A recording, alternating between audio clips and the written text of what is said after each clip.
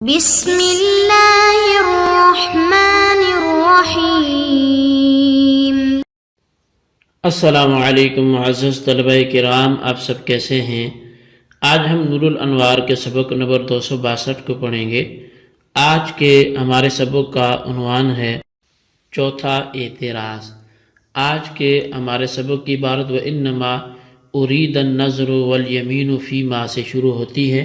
در حقیقت آج کے سبق میں بھی ہم حقیقت و مجاز کے جمع ہونے پر جو احناف پر اعتراضات ہوتے تھے ان میں سے چوتھا اعتراض پڑھیں گے۔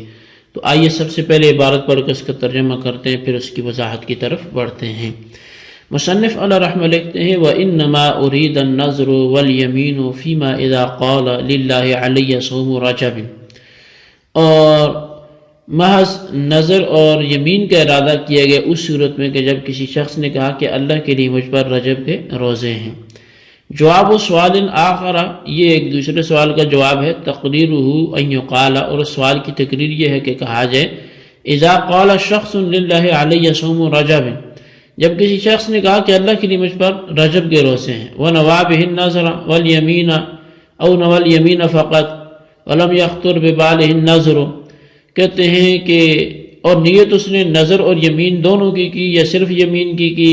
اور اس کے دل میں نظر کا خیال بھی نہیں گزرا، فإنه يكون نظرا ويمينا معا، تو پس یہ نظر اور یمین دونوں کی طرف سے یہ ہو جائے گا، یعنی یہ بطور منت بھی ہو جائے گا اور قسم بھی اس کی یہ ہو جائے گی۔ تو والنظر معناه الحقیقی والیمین معناه المجازی، اب یہ جو اس نے بات کی تھی کہ مجھ پر رجب کے روزے ہیں، تو اس کا حقیقی معنی تو نظر ہے اور مجازی معنی وہ قسم ہے۔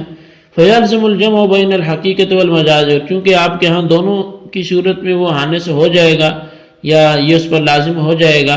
تو لہذا حقیقت اور مجاز کا جمع کرنا لازم ہے گا۔ حتی قیل، یہاں تک کہ کہا گیا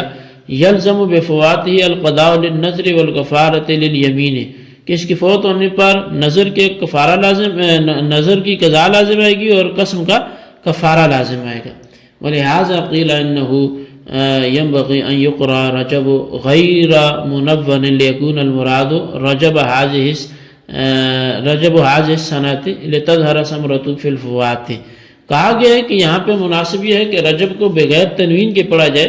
تاکہ رجب سے مراد اس سال کا رجب ہو، تاکہ اس کا ثمرہ فوت ہونے کی صورت میں ظاہر ہو سکے۔ بخلاف ما اذا كان رجبا من العمر، خلاف اس صورت کی کہ جب عمر کو کوئی بھی رجب ہو، فإنه لا تظهر ثمرة الا عند الموت بالإيصاء بالفدیۃ، تو اس لیے کہ اس کا جو ثمرہ ہے وہ ظاہر نہیں ہوگا مگر موت کے وقت فدیے کی وصیت کرنے کے ساتھ۔ وهذا انما يرد على ابی حنیفہ ومحمد بخلاف ابی یوسف، اور یہ اعتراض وارد ہوتا ہے امام اعظم امام ابو حنیفہ اور امام محمد علیہ الرحمہ پر، طرفین پر، بخلاف امام ابو یوسف کے۔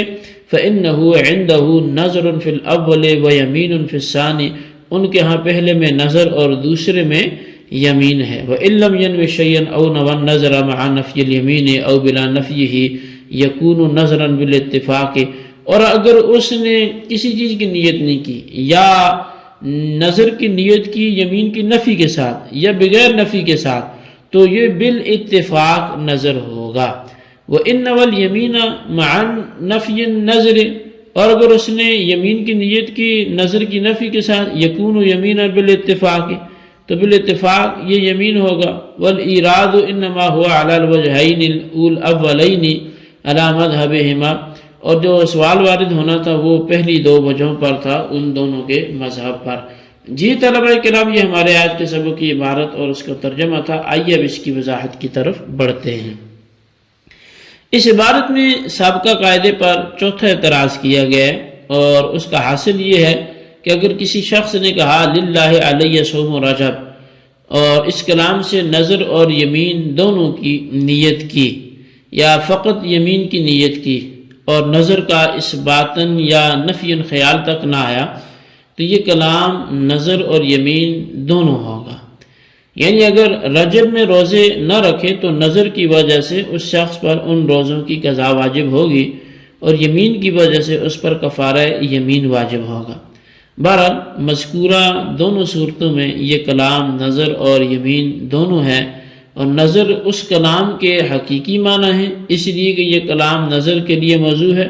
اور اس کلام سے نظر کے معنی کا مراد ہونا نیت پر بھی موقوف نہیں ہے،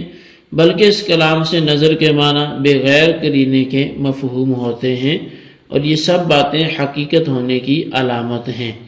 بس ثابت ہو گیا کہ نظر اس کلام کی حقیقت ہے اور یمین اس کلام کا مجازی معنی ہے۔ اب کیونکہ اس کلام سے یمین کا ثبوت قرینہ پر موقوف ہے، اور کسی معنی کا قرینہ سے مفہوم ہونا اس کے مجاز ہونے کی علامت ہے، پس ثابت ہو گیا کہ یمین اس کلام کا جو ہے وہ مجازی معنی کی حیثیت رکھتا ہے اور مجازی معنی ہے۔ بہرحال اب یہاں پر اس کلام کے متکلم نے جب نظر اور یمین دونوں کی نیت کی یا پھر صرف یمین کی نیت کی، تو اس کلام سے نظر اور یمین دونوں مراد ہوئے، اور دونوں مراد ہونے کی صورت میں جمع بین الحقیقت والمجاز لازم آئے گا۔ حالانکہ تم حنفیوں نے جمع بین الحقیقت والمجاز کو ناجائز قرار دیے، اسی وجہ سے کہا گیا کہ لفظ رجب کو بلا تنوین غیر منصرف پڑھنا مناسب ہے، کیونکہ جب رجب غیر منصرف ہوگا تو علم ہونے کی وجہ سے اسی سال کا رجب مراد ہوگا، اور اسی سال کا رجب متعین ہے۔ پس اگر اس متعینہ رجب کے روزے نہ رکھ سکا تو اس کا ثمرہ یہ ظاہر ہوگا کہ یہ کلام چونکہ نظر ہے، اس لیے اس پر 1 ماہ کے روزوں کی قضا واجب ہوگی۔ کیونکہ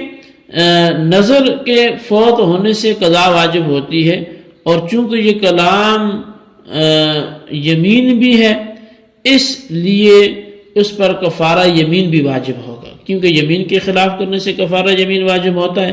اس کے برخلاف اگر رجب کو تنوین کے ساتھ پڑھا گیا تو یہ منصرف ہوگا، اور علم نہ ہونے کی وجہ سے غیر معین ہوگا، یعنی زندگی میں کسی بھی رجب کے روزے رکھنا ضروری ہوگا، اس کا ثمرہ صرف موت کے وقت ظاہر ہوگا، اس طور پر کہ اگر زندگی میں کسی بھی رجب کے روزے نہ رکھ سکا تو اس پر فدیہ اور کفارہ کی وصیت کرنا واجب ہوگا، یعنی نظر کی وجہ سے 1 ماہ کے روزے کا فدیہ دینے کی وصیت کرنا ضروری ہوگا، اور یمین کی وجہ سے کفارہ یمین ادا کرنے کی وصیت کرنا یہ ضروری ہوگا۔ اب صاحب نور الانوار نے فرمایا کہ جمع بین الحقیقت والمجاز کا اعتراض صرف طرفین کے مذہب پر واقع ہوگا، یعنی یہ اعتراض حضرت امام اعظم اور امام محمد رحمہ اللہ تعالیٰ کے مذہب پر وارد ہوگا، البتہ حضرت امام ابو یوسف رحمۃ اللہ تعالیٰ کے مذہب پر واقع نہیں ہوگا، اور اس کی وجہ یہ ہے کہ حضرت امام ابو یوسف رحمۃ اللہ تعالیٰ کے نزدیک یہ کلام پہلی صورت میں، یعنی جب نظر اور یمین دونوں کی نیت کی ہو تو صرف نظر ہوگا، یعنی اس کلام کے حقیقی معنی مراد ہوں گے، اور دوسری صورت میں یعنی جب فقط یمین کی نیت کی ہو تو یہ کلام صرف یمین ہوگا، یعنی اس کلام کے مجازی معنی مراد ہوں گے۔ اور جب ایسا ہے تو امام ابو یوسف کے نزدیک جمع بین الحقیقت والمجاز کا سوال ہی پیدا نہیں ہوتا۔ شارح کہتے ہیں کہ اگر متکلم نے اپنے اس کلام سے کوئی نیت نہ کی ہو، یا نظر کی نیت کی ہو اور یمین نہ ہونے کی نیت کی ہو، یا نظر کی نیت کی ہو اور اس باتن یا نفین یمین کی کوئی نیت نہیں کی ہو، اس کا تذکرہ نہیں کیا، تو ان تینوں صورتوں میں یہ کلام بالاتفاق وہ نظر ہوگا اور یمین نہیں ہوگا۔ چنانچہ رجب کے روزے نہ رکھنے کی صورت میں اس پر قضا واجب ہوگی اور کفارہ یمین واجب نہیں ہوگا، اور اگر اس کلام سے یمین کی نیت کی ہو اور نظر نہ ہونے کی نیت کی ہو تو یہ کلام بالاتفاق یمین ہوگا، اور چنانچہ رجب کے روزے نہ رکھنے کی صورت میں اس پر صرف کفارہ یمین واجب ہوگا اور روزوں کی قضا واجب نہیں ہوگی۔ شارح نے پھر وہی بات کہی کہ پہلی 2 صورتوں یعنی جب نظر اور یمین دونوں کی نیت کی ہو یا صرف یمین کی نیت کی ہو اور نظر کا اس باطن یا نفین خیال بھی نہ ہو، پھر تو کہتے ہیں ان پہلی دو صورتوں میں جمع بین الحقیقت والمجاز کے اعتراض صرف طرفین یعنی امام اعظم امام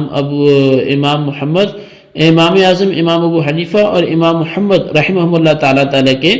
مذہب پر واقع ہوگا، امام ابو یوسف کے مذہب پر یہ اعتراض واقع نہیں ہوگا۔ جی طلبہ کرام، یہ ہمارے آج کے سبق کی عبارت، ترجمہ اور اس کی وضاحت تھی۔ اس کو آپ دہرائیں، اس کے خلاصے کو رجسٹر پر لکھیں، بالخصوص ان سوالات کے جوابات بھی دیں۔ سوال نمبر 1 یہ ہے کہ